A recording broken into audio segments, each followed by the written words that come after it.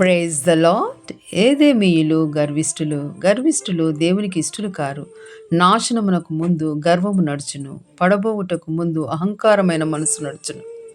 ఏశావు మరో పేరు ఏదేము, అనగా ఎరుపు రంగు. షేయూరు కొండలలో ఉండెను, వేటాడుచుండెను. ఏశావు ఏదేమీయులకు మూలపురుషుడు, పెట్రా రాజధాని. స్థావరాలను బట్టి అతిశయించుచుండెను, జ్ఞానులను బట్టి కూడా అతిశయించుచుండెను. బాహుబలము పట్టి కూడా అతిశయించెను. ఏదేమీయుల సంతతి ఉంది గాని వారికి దేశం లేదు, రాజ్యం లేదు. యూదా వారి శత్రువులకు సహాయం చేసి యూదా వారి శ్రమలో ఆనందించెను. ఏదేమీయుల గర్వమును బట్టి యెహోవా వాక్కు. ఓబద్యా 1:3-4.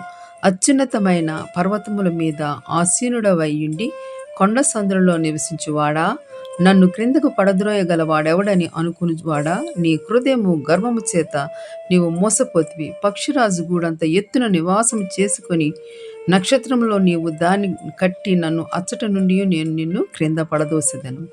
మనలో అహంకారం ఉంటే విడిచిపెడదాం, దేవునికి విధేయులమై ఉందాం.